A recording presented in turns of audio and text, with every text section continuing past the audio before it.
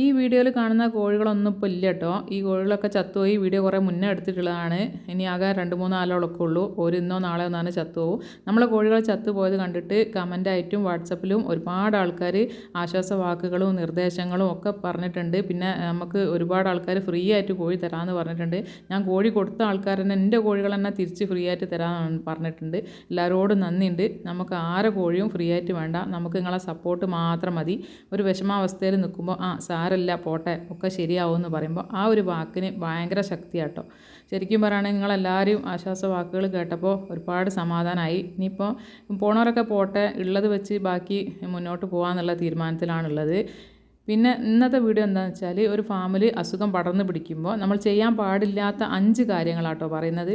അതിലൊന്നാമത്തെ കാര്യം, നമ്മൾ ഫാമിൽ അസുഖം ഇങ്ങനെ പടർന്നു പിടിക്കുന്ന ഒരു സമയത്ത് നമ്മൾ എത്ര വേനലാണെങ്കിലും നമ്മൾ ഫാം നനയ്ക്കാനേ പാടില്ല കേട്ടോ. അപ്പോൾ ഞാൻ എൻ്റെ വീഡിയോ തന്നെ ഒരുപാട് പ്രാവശ്യം പറഞ്ഞിട്ടുണ്ട്, വേനലിൽ നിങ്ങൾ നനയ്ക്കണം, തണുപ്പ് കൊടുക്കണം എന്നൊക്കെ പറഞ്ഞിട്ടുണ്ട്. പക്ഷേ ഈ അസുഖം കണ്ടു തുടങ്ങിയാൽ പിന്നെ നമ്മൾ അതോടുകൂടി നിർത്തണം. നമ്മളിവിടെ അസുഖം വന്നു തുടങ്ങിയതിന് ശേഷം ഞാൻ ഒരു ദിവസം പോലും ഈ ഫാം നനച്ചിട്ടില്ല കേട്ടോ. കാരണം എന്താ വെച്ചാൽ ഈ നനവിൽ തണുപ്പിൽ ബാക്ടീരിയയും വൈറസും മറ്റണുക്കളും ഇഷ്ടംപോലെ വളരും ചെയ്യും. ഓർക്ക് പടരാൻ നല്ലൊരു അന്തരീക്ഷമായിരിക്കും കേട്ടോ തണുപ്പ്.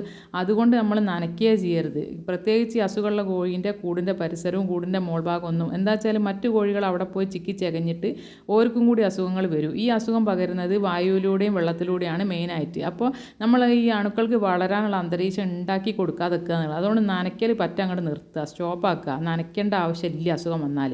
രണ്ടാമത്തെ കാര്യം എന്താണെന്ന് വെച്ചാൽ, ഈ അസുഖം വന്ന് ചത്തുപോയ കോഴീനെ നമ്മൾ അവിടെ ഇവിടെ ഇങ്ങനെ വലിച്ചെറിയരുത് കേട്ടോ. നമ്മൾ നല്ല രീതിയിൽ ഒരു 3 അടി താഴ്ചയിലെങ്കിലും കുഴിയെടുത്തിട്ട് അണുക്കളൊന്നും പുറത്തേക്ക് വരാത്ത രീതിയിൽ വേണം കുഴിച്ചിടാനായിട്ട്. ഇപ്പോൾ ഞാനെന്ന് പറഞ്ഞാൽ നമുക്ക് എത്രയോ കോഴികൾ ചത്തുപോയിട്ടുണ്ട്. ഒരൊറ്റ കോഴിനെ പോലും ഈ ഫാമിൻ്റെ ഉള്ളിൽ ഞാൻ കുഴിച്ചിട്ടിട്ടില്ല. എനിക്ക് പേടിച്ചിട്ടാണ്. നമ്മൾ തന്നെ ഒരു സ്ഥലമുണ്ട് കുറച്ച് ഈ വീടിൻ്റെ അപ്പുറത്തെ സൈഡിൽ, ആ ഒരു പറമ്പിലാട്ടോ ഞാൻ കുഴിച്ചിട്ടിട്ടുള്ളത്. ഒന്നിനെ പോലും ഇതിൻ്റെ ഉള്ളിൽ കുഴിച്ചിട്ടിട്ടില്ല. അതാണ് രണ്ടാമത്തെ കാര്യം. പിന്നെ മൂന്നാമത്തെ കാര്യം എന്ന് പറയുകയാണെങ്കിൽ, നമ്മൾ സാധാരണ പറയും അസുഖം വന്ന കോഴിനെ ഉടനെ മാറ്റിയിടണം എന്ന് പറയും. അപ്പോൾ അതിന് പകരം നമ്മൾ എന്താ ചെയ്യേണ്ടത് വെച്ചാൽ, അസുഖം വരാത്ത കോഴികളെ നമ്മൾ മാറ്റിയിടുക കേട്ടോ. അസുഖം വന്ന കോഴിനെ മാറ്റിയിടുന്നതിന് പകരം വരാത്തോലെ മാറ്റിയിടുക. കാരണം ഈ അസുഖമുള്ള കോഴി ഓൾറെഡി ആ കൂട്ടിലുണ്ടാകുമ്പോൾ അതിൻ്റെ കാഷ്ടവും അതിൻ്റെ ഉമിനീരും സ്രവങ്ങളൊക്കെ ആ കൂട്ടിലുണ്ടാവും. അതുകൊണ്ട് അത് എന്തായാലും അവിടെ സ്പ്രെഡാവും. അപ്പോൾ അതിനെക്കാട്ടി നല്ല അസുഖം വരാത്ത കോഴികളൊക്കെ പുതിയ കൂട്ടിലേക്ക് മാറ്റിയിട്ട് ഓരെ നല്ലപോലെ നോക്കി കൊണ്ടെടുക്കുക എന്നുള്ള കേട്ടോ. അത് മൂന്നാമത്തെ കാര്യം. നാലാമത്തെ കാര്യം എന്ന് പറഞ്ഞിട്ടുണ്ടെങ്കിൽ, തട്ടിക്കൂട്ട് മരുന്ന് കൊടുക്കാതിരിക്കുക. അതായത് തട്ടിക്കൂട്ട് മരുന്ന് പറയുമ്പോൾ നമ്മൾ ഇപ്പോൾ കോഴിക്ക് വയ്യാതാകുമ്പോൾ ആകെ ഒരു ബേജാറായിരിക്കും നമുക്ക് ഉണ്ടാകുക. നമ്മൾ വാട്സപ്പിലോ അവിടെ ഇവിടെയോ എല്ലാവരോടും ചോദിക്കും. ഓരോരുത്തർ പറയും പച്ചമരുന്ന് പറയും, ഇംഗ്ലീഷ് മരുന്ന് പറയും, ആൻറ്റിബയോട്ടിക് പറയും. അപ്പം ഏത് മരുന്നാണ് കൊടുക്കേണ്ടത് നമുക്ക് ആകെ കൺഫ്യൂഷനും. നമ്മൾ രാവിലെ പച്ചമരുന്ന് കൊടുക്കും, വൈകുന്നേരം ആൻറ്റിബയോട്ടിക് കൊടുക്കും. അങ്ങനെയൊക്കെ നമ്മൾ പലതും ചെയ്തു പോകും നമ്മൾ.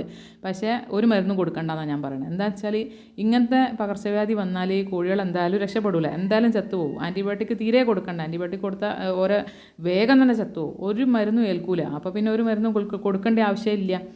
അങ്ങനെയാണ്. പിന്നെ ഈ അസുഖം വരാത്ത കോഴികളെ നമ്മൾ ശ്രദ്ധിക്കുക എന്നുള്ളതാണ് കാര്യം കേട്ടോ.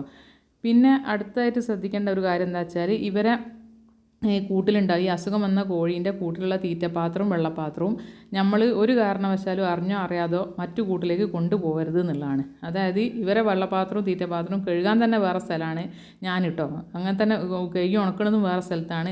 ഇതുമായിട്ട് യാതൊരു കണക്ഷനും ഇല്ല. എങ്ങനെ അണുക്കൾ സ്പ്രെഡാകാതെ നോക്കുക നമ്മൾ വേണ്ട കേട്ടോ.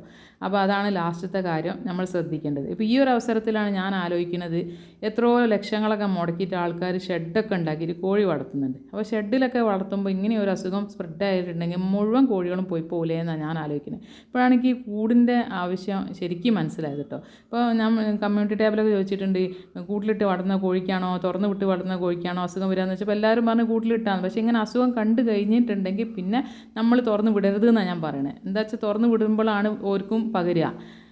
അപ്പോൾ അസുഖം അങ്ങനെ ഒന്നായിട്ട് പരക്കുകയാണെങ്കിൽ നമ്മൾ കോഴികളെ വിടണ്ട. അപ്പോൾ നമ്മളെ 3 മാസമായ മക്കളൊക്കെ ഉണ്ട് ഇവിടെ. എത്രയോ പ്രാവശ്യം സെയിലിട്ടിട്ടും സെയിലായിട്ടില്ലേ. അപ്പോൾ ഞാൻ വിചാരിക്കും ഒരു കണക്കിന് ഓരോ കൊടുക്കാൻ നന്നായി, എനിക്ക് പോലൊക്കെ തന്നെ ഉള്ളൂ. പിന്നെ നമ്മൾ 5 മാസമായ മക്കളുണ്ട്, കുറച്ച് കുഞ്ഞുമണികളും അമ്മക്കോയും ഉണ്ട്, പിന്നെ അടക്കോയും ഉണ്ട്. ഓരോ കാര്യമൊന്നും പറയാനായിട്ടില്ല കേട്ടോ. 2 ആഴ്ച ചെയ്യാതെ ഒന്നും പറയാൻ പറ്റില്ല.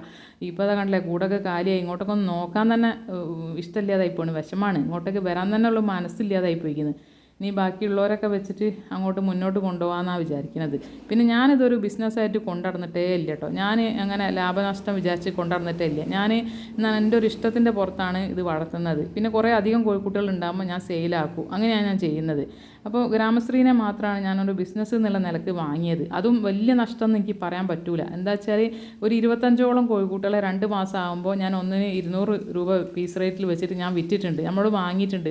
25 കോഴികൾ നമ്മൾ കൊടുത്തിട്ടുണ്ട്. തീറ്റ ചിലവ് തന്നെ ഏകദേശം ഒരു പകുതിയോളം അതിൽ കിട്ടിയിട്ടുണ്ട്. പിന്നെ ബാക്കിയുള്ളവർക്ക് ഇപ്പോൾ 5.5 മാസം കറക്റ്റ് മുട്ടടാനായ ഈ ഒരു സമയത്താണ് അസുഖം വന്നിട്ട് ചത്തു പോകുന്നത്. പിന്നെ ഒക്കെ വിധിയാണല്ലോ, അപ്പോൾ നമുക്ക് പറയാൻ പറ്റില്ലല്ലോ. അതുകൊണ്ട് ഞാനൊരു ബിസിനസ് ആവശ്യം എന്നുള്ള നിലക്ക് ഓരോനി വാങ്ങിയത്. ഓരോന്നും തന്നെ ഷെഡ് മോഡൽ കൂടാണ്, എല്ലാവരും കണ്ടതല്ലേ. അതുകൊണ്ടാണ് ഒന്നാമത് അസുഖം അങ്ങനെ പരന്നു പോയത്. ഒരിക്കലും തന്നെ ഒന്നിന് വന്നാൽ പിന്നെ എല്ലാവർക്കും വരും, മൊത്തം കൂട് കാലിയാവും. ഡേ ഓൾഡ് ആകുമ്പോൾ ഞാൻ കൊണ്ടുവന്നാണ്. 5.5 മാസം വരെ ഇത്രയെങ്കിലും ആക്കി. ഈ ഒരു സമയത്ത് ഒരു കോഴി പോലും മുട്ടിട്ട് കാണാനുള്ള ഭാഗ്യം ഉണ്ടായില്ല. ഇനി മുട്ടക്കോഴി വളർത്താനുള്ള പൂതി ഇതോടുകൂടി തീർന്നു പോയി എനിക്ക് കേട്ടോ. അപ്പോൾ അസുഖം പടർന്നു പിടിക്കുമ്പോൾ ഈ ഒരു 5 കാര്യങ്ങളാട്ടോ നല്ലോണം നമ്മൾ ശ്രദ്ധിക്കേണ്ടത്.